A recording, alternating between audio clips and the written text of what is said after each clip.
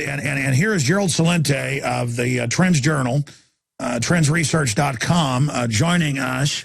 And again, hands down, he is everybody's favorite guest.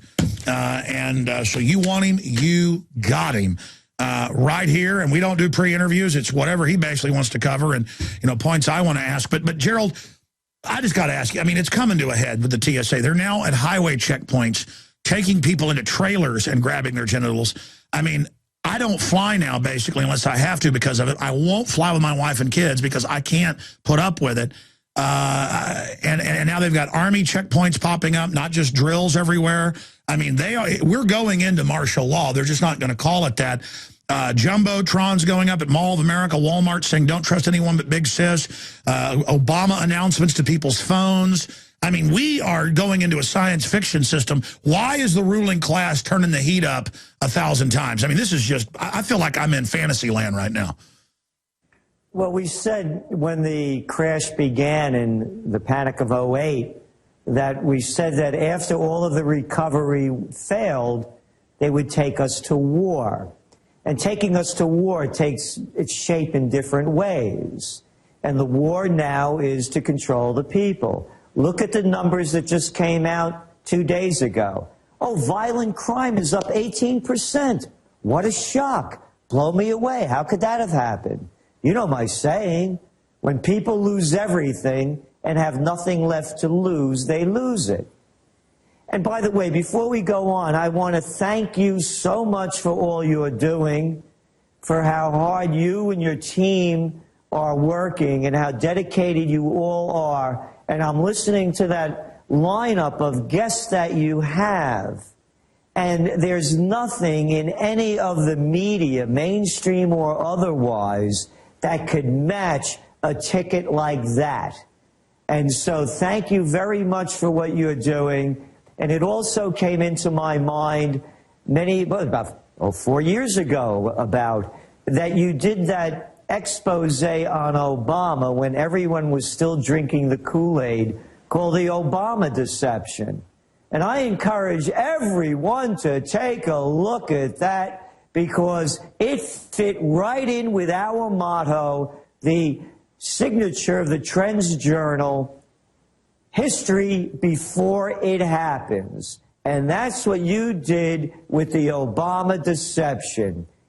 With myself and others that were on there, we showed the history of how this would play out when he just started playing the role as Commander-in-Chief. And then, before I answer your question, please, after I get off the air, we'd like to also contribute to keeping this money bomb growing so you could have the best equipment, the best satellite hookups, and get this message around the world. Because as Joseph Stiglitz said, the Nobel Peace Prize winner, yeah, it's crashing over there in Europe. No kidding. I would have never guessed. Couldn't be because they have 25% unemployment in Greece. No. Couldn't be because 80,000 people took to the streets yesterday in Greece, protesting again, the fourth one this month. No, that had nothing to do with it. Couldn't be because of those millions of Spanish that are taking to the streets virtually weekly, circling the parliament. Because of the poverty that's being imposed upon them, the money grabbed being taken from them and given to the banks. No, that would have nothing to do with the depression. They only have 25% unemployment. Officially, over 50% unemployment for the young people in the country. So the whole system is collapsing around the world. Oh, I forgot. The wars in Libya. You remember that humanitarian mission? Hey, I saw the Commander-in-Chief yucking it up with Jon Stewart. I didn't watch it. I only watched a clip. Yeah. The Commander-in-Chief sitting on a cheap 2-bit clown show talking about foreign policy. Would you imagine Eisenhower sitting there? That's how low the bar has fallen in America. And check it out. Obama says about Libya and the problems that they had, we're going to fix it. Oh, yeah, you're going to fix it. Hey, just like you fixed it in Afghanistan with the 30,000 troops that you sent over there. And what did they do? Oh, they got killed, a lot of them, wiped out a lot of people. Oh, it didn't make the front page of the toilet paper of record yesterday. It was buried on page 12. They killed another 3 little Afghan children. But who cares? Because it's the presidential reality show. So the whole thing is collapsing, and what are they doing? They're distracting us at every moment. Last week it was Big Bird. This week it's about Romney's binder, and no one is speaking about the issues. Both of these little boys are just going on all the talk shows, all the yucking it up. I love the way they laugh. They were criticizing Biden for his behavior when he was debating Ryan, you know, the Cheshire cat against the mouse. That's what it looked like to me. And here's Biden. Check it out. Go to look at the dinner that Obama, the Al Smith dinner, and Romney were out yesterday. And you see the picture there. I used to work in politics. That's what they do. They're a bunch of phonies. It's always, and all the stooges around them laugh on cue. So it takes it to the bigger level about you talking about all these leaders in all these different positions that are leading us to destruction. It's the same in Germany with that Merkel. It's the same over there in Spain with Rajoy. It's the same over there in Italy with Three-Card Monte. It's the same everywhere. It's the club, and they're destroying us. And the big news today that, hey, we got to talk about Romney's binder. Oh, and I love the other one, his boy Tag. I love the names. Mitt Tag. Yeah, you're it. He was going to come down there swinging. Oh, yeah, swinging at Obama. What was he going to do? Toss a swing at him? These guys never fought a day in their lives. All they are big mouths, so it's not making the news. Just a minor little story. Doesn't make much difference. They just did a deal today, in Europe, in Brussels. It's happened. The banking systems have merged. They have now taken control, sovereign control over all of the banks throughout Europe, and have now put it under the one bank in Brussels. Now it's a new central bank. There is a new world order. No, it's not the Illuminati. You don't have to go find it someplace hiding. It's in front of everybody's eyes, Alex. The new world order is the banking order. It's an old world order. They kind of try to cover it up, and they're covering it up again. This is not news that's making the news. And as you said, it's in the paper, but in the back of it, it's like, oh, yeah, and now the country's all sovereignty will be given to the private bank, and that's the way it is, and you're going to take your taxes and pay it to foreign bankers and tell you how lazy you are. How's that sound? And they call it a world government and brag they've conquered us, and the Rothschilds and Rockefellers, as you know, Financial Times has reported, they just merged their holdings. Insider billionaire investors like George Soros and John Paulson have recently made massive moves into gold, purchasing what Bloomberg News described as gold hoards. Soros alone doubled his holdings in a single day. Russia's Vladimir Putin has doubled down on gold, increasing the country's holdings by over 100%. With $1.8 trillion under management, the bond king Bill Gross, the world's preeminent bond fund manager at PIMCO, has warned investors of the dangers of QE3 and inflation. And what's he betting on? You guessed it, gold. Friends, this is Alex Jones for MidasResources.com. For more than 15 years, I have exclusively used Midas Resources for all my precious metal needs. Whether it's bullion or collectibles you're looking for, Midas Resources is simply the best. I own my gold as a hedge against inflation. This Federal Reserve fiat currency could go the way of the Deutschmark and the Weimar Republic anytime. In these historically dangerous times, it makes sense to physically hold gold and silver. Midas already has some of the best deals in the industry. But if you give them a call and mention the radio special, they will give you a list of the day's super specials. Midas brokers are standing by to answer all your questions at 800-686-2237. They also have a lot of informative free literature explaining the opportunities and risk of holding precious metals. They are ready to answer your questions at 800-686-2237. Again, that's 800-686-2237. We are back live here. Gerald Celente with us, 5 minutes to the next hour. He is the editor and publisher of the Trends Research Journal. And you can visit his site at TrendsJournal.com or TrendsResearch.com. It's excellent. And we're doing the money bomb. Not my idea 5 years ago. Listeners did it, and it helped us get extra capital to move into a bigger office and expand studios. And we're now 5 years later. We don't reach 3 million a week. We reach about 15 million one way or another.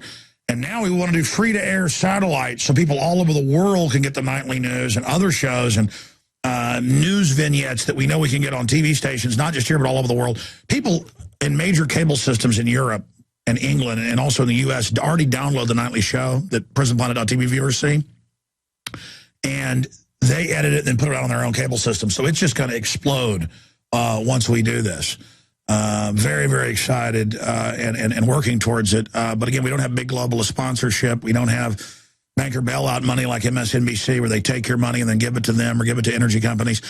Gerald, continuing how big a deal this is. You've got the Rothschilds and Rockefellers merging. That happened a month ago, a sign that the whole world's coming together under this. They're announcing a banking dictatorship worldwide. They're butchering our liberties. How does Iran tie into that and the storm clouds there? And what do you see happening in the election? Well, on Iran, I have to tell you, I'm quite upset about what I just saw. In Florida, they're running ads, campaign ads, featuring Israeli Prime Minister Benjamin Netanyahu, warning about that red line, and no one's to tell Israel that they have a red light, and how Iran's this great threat. I want to read to you a quote from our Autumn Trends Journal. It just went out last week. Mr. Prime Minister, you want a crude, rude, unprecedented, reckless, and risky intervention into the U.S. elections. Who are you trying to replace? The administration in Washington or that of Tehran? That, Alex, was from Shaul Mofaz, the head of Israel's Kadima party. That's the second major party. Could you imagine that a foreign power is injecting themselves into our American election? Where are the prostitutes saying what an outrage this is? That somebody should be running ads and telling us that we have to support Israel unconditionally. This is running on, and I'm going to make this clear, I'm not an anti-Semite. I'm not in favor of supporting anybody outside of America. I'm Italian. That's where my money would go first, but I don't want it going there either. So to have this going on, so where is the election going? It's right at the wire. We had changed our forecast. We had believed that Obama was going to win. Now we don't know, and I'll tell you why. Because it's all about performance. Look at what happened. Obama bombed. He was lackluster in the first debate. Boom! His poll numbers shot down. Why? Because it's the presidential reality show. There is no substance. So the second debate, he does better. His poll numbers move up. What did he say of substance? What did Romney say of substance in the last debate? How about nothing? There was one guy, Obama, trying to defend a track record that's undefensible. And then we have Romney with a plan that has no plan. So here's what the campaign debates have come down to. They get asked a question, and then what they do is they repeat the question, and after they repeat the question, they go, and kick into the same damn campaign speech we've been hearing over and over for over a year. So all it is about is performance. Look at the language that they used after that so-called debate that was hosted by Candy Crowley from the Cartoon News Network, CNN, featuring Mouse Blitzer, AC/DC 180, and the rest of the clown crew. Stay there. Long segment coming up. Gerald Celente, and I've been up for more than 24 hours, so I'm a little dingy. It's TrendsResearch.com and TrendsJournal.com. TrendsResearch.com and TrendsJournal.com. Invaluable, and you can get the magazine there as well. Gerald Celente of the Trends Research Center, TrendsResearch.com, publisher of the Trends Journal, joins us, and I love the new cover of the new journal that just came out. It's a guy in a suit with a presidential-looking tie, the dark suit with two heads, and the two-headed ogre, of course, is Romney and Obama. And never before have there been so little differences between these two guys. Gerald, look, everything you saw coming many years ago, been a best-selling author for several decades of forecasting trends. I mean, I guess, what is it, #1 New York Times bestseller before? You've really proven that you understand where things are going because you've worked as a consultant, you've worked, I guess, as a lobbyist, you've worked in government, you've been a successful author. You've done so many different things. Where do you see it going specifically now that so much of what you've broken down has now been accurate, fine-tuning or looking out into the future? More and more it looks like the really bad scenarios where we're going instead of just the nasty scenario, really bad, really serious. And you've got a general decadence in a lot of people. They're still hardworking, decent people that aren't criminals that are holding up society. Government is becoming more and more insane and unaccountable. I saw a case yesterday. In fact, guys, I printed it. Will you just type in child suspended iPad? And the children were suspended, a bunch of them in the class. It was in the Huffington Post and other places, because the teacher's iPhone synced with the class iPads they had and saw her breasts that she'd sent her boyfriend. And they said, well, you still shouldn't have seen it, even though it's our fault. She's not in trouble. You're in trouble. Or here in Austin, the people call 911 because their husband, the father's having a seizure. And cops get there first because they send a fire truck and, all this stuff now. And they get there and they go, stop having a seizure, and start tasering him until he had a heart attack. Well, the guy was unconscious. And they're not getting in trouble. I mean, I saw an article out of England where it was like a almost 80-year-old guy who had a stroke, no criminal record, a scientist with a white cane who's blind, can barely walk, and the police didn't say halt, stop, anything. They just tasered him. And they said, well, that's okay. I mean, it's a bunch of sadist and crazy people in charge now. They're pushing out any good people, and it's just getting crazier and crazier by the minute, and I just don't see where it's going to go from this point. I've seen other civilizations go through decadent cycles. They're nothing like this, because technology is going to allow fraud to go so much further. I'm not against technology, but it does have that manifestation that, I just can't believe everything that we've basically broken down is so accurate, and that if there's any criticism of you or I and other experts we have on, because I have people on that are accurate and piercing and have records of being accurate, not establishment liars, but still it's sick to be right. So I mean, you get the gist of what I'm saying. It's just a marvel at what we're witnessing. No, we've never seen anything like it. And again, I'm talking about, I call it the presidential reality show. What American could be proud to be an American after watching these debates? This is it? An empty suit and a stuffed shirt, an emperor with no clothes, and a vulture capitalist that craves power? Listen to what Eisenhower said, that any man that seeks the presidency is either a egomaniac or crazy. You don't seek this. You like a George Washington. You don't, they want you. You don't go seek it. Romney's been running forever. Is Obama really playing president? I mean, this cat's out there with his sleeves rolled up every damn day doing a campaign gig. You and I know, I mean, we're running businesses. You can't do this. Who the hell's running his show? You got a whole country to run, and this guy's on the campaign trail. It's so serious, but people refuse to see it for what it is. As I mentioned, when you looked at that debate, that so-called debate the other night, and look at all of the coverage, all it was about, you know, Obama came out swinging. It was, you know, it was bitter from the beginning and biting and blah, blah, blah, blah. But how about the policies? What did they talk about? What did they say that they were going to do? And there's not a dime's worth of difference. I can make a point to prove it.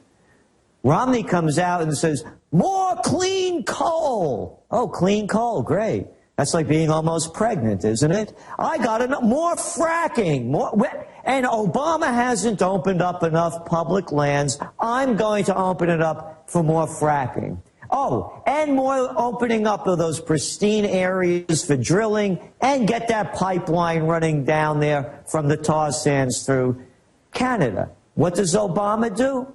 He one-ups him. He calls out Romney for closing down a coal-burning plant when he was governor of Massachusetts. So this is what we have. When it comes to more war, each one talks tougher than the other. So when you're saying where is the nation going, it's right in front of us. It's going down the crapper by two little boys that try to play tough out there on the stage that couldn't fight their way out of a paper bag.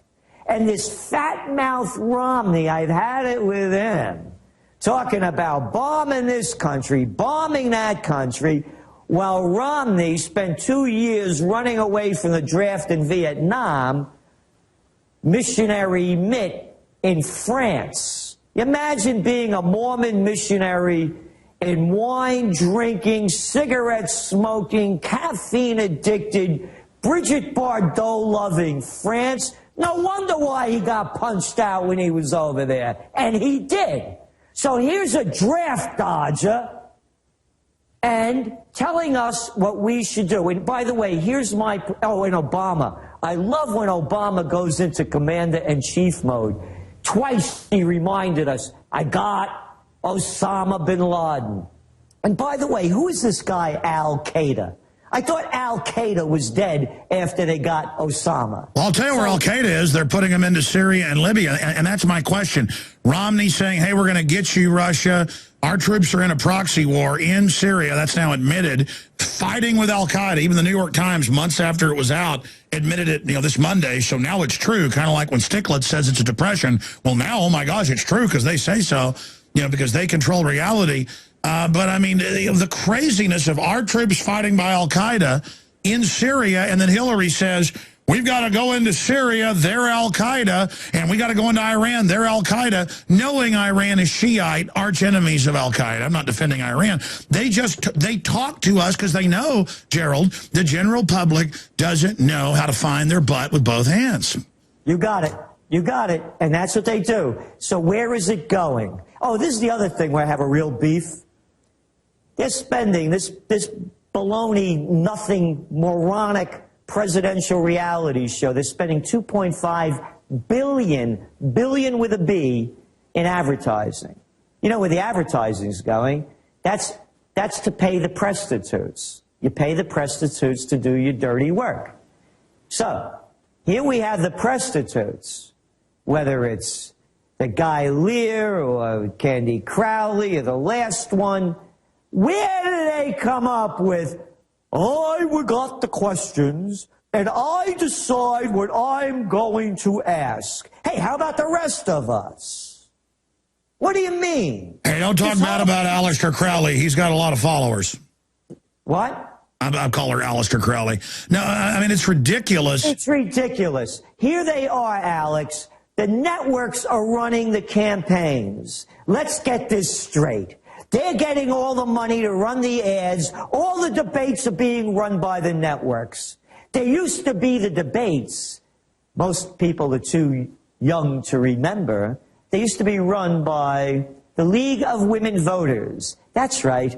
Before the Democratic and Republican mafia took it over. This is just a stage two-bit show. They're delivering nothing. Nothing of substance comes out of these. Again, it's the same campaign rhetoric. So where's it going? I mentioned the rise in crime. It's up 18%. Violent crime is up 18%. How about the new housing numbers that came out today? They're down almost 2%. You look at the unemployment numbers that you keep mentioning and just mentioned. Oh, they readjusted them. They went back up again. You're looking, what, about 388,000 people a week going on unemployment? You look at one issue after the other. There is no recovery. It's a cover-up. So now let's see what else is going on. Oh, isn't it great? They have China and Japan fighting each other. Hey, sound familiar?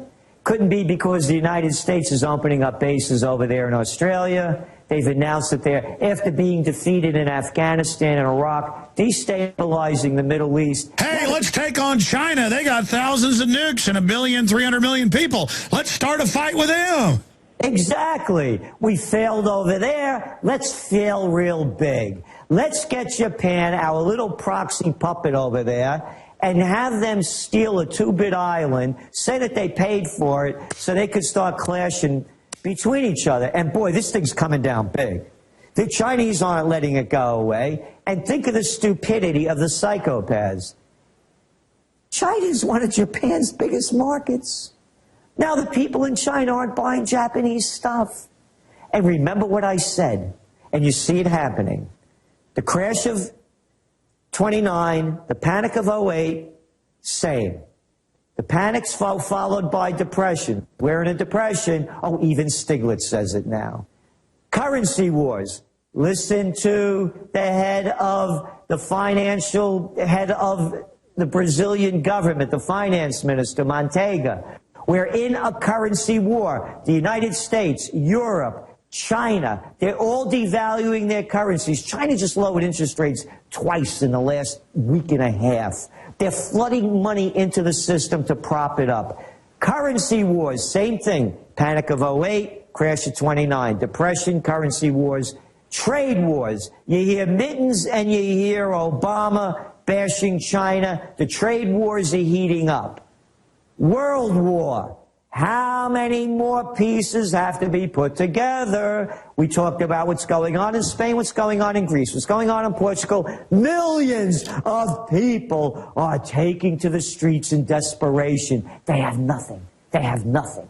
Oh, and this banking deal that was just done in Brussels, you know what the European Stability Mechanism means in outside of white shoe boy language? It's very simple. We're going to tax you more. We're going to cut your pensions, your benefits. We're going to raise your retirement age till after you die. We're going to take every penny that you have. We're going to buy worthless bonds with the money. Oh, and we're going to deposit it directly into the accounts of the bankers. And we're going to pay them interest for the money they lost in between. Yeah, so we bail, I mean, explain that slowly, though. We bail out the mega banks. The media tells us we're lazy and that we're in debt. 90+% of the money goes directly to the bankers, who then bail us out, but then the money goes back to them because we bailed them out. It's fraud within fraud within fraud. It makes Bernie Madoff look like a saint, and the general public doesn't care because they think Al-Qaeda is hiding in their underwear.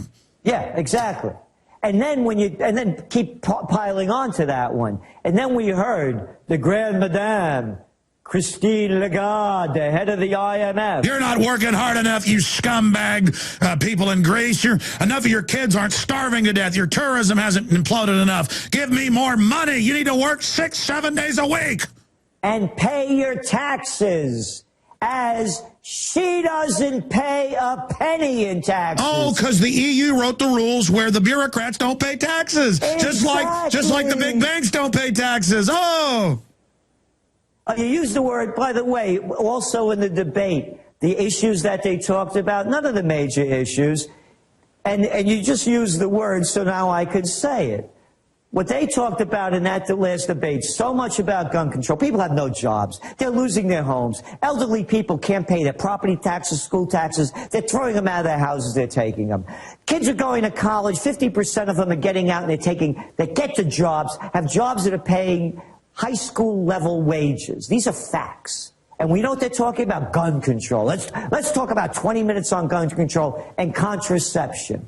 And I realized why Obama and Romney spoke so much about contraception. Because the word you just used, both of them are scumbags. That's what they talk about. None of the big issues. So, as we're looking around the world and what's going on, we're at war. There's a war in Yemen, a war in Bahrain. Syria, they've destroyed Syria. And who's destroying it? The United States and the Arab Little League. And by the way, IMF is International Mafia Federation. That's what it is. They take your money. They're the loan sharks of last resort. Then you have, as I mentioned, all the other wars going on. They're taking us to war. You keep talking about it over and over again, how they grope us, how they surveil us, how they demean us, how they keep pushing us down so we have no dignity, courage, respect, or integrity left and bow to their wishes. That's what's going on. It's in front of everyone's eyes, but no one wants to call a spade a spade. And it's building towards a crescendo now. I mean, they're rolling out the troops on the streets, the TSA, the forced inoculations of kids. That's totally illegal. All over the country, they're just shooting kids up at public schools. I mean, government has put out the green light.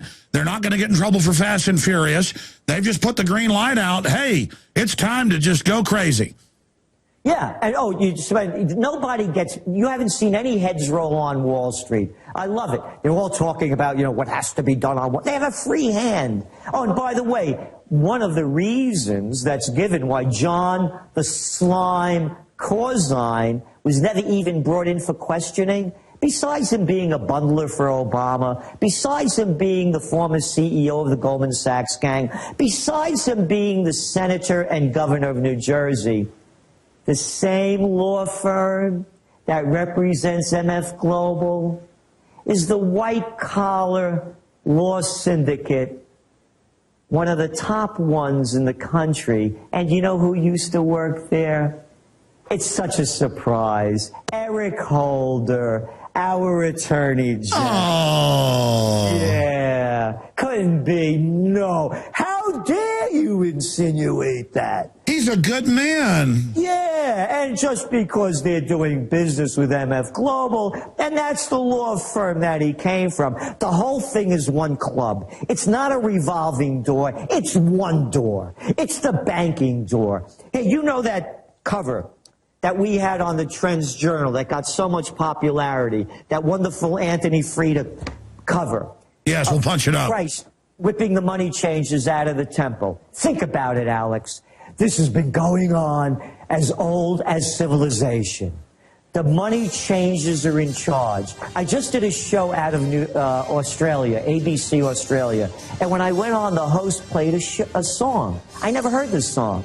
It was a Woody Guthrie song, and it was a Woody Guthrie song about the money changers. Do you understand how dark it is? How far down the line we are? How late it is?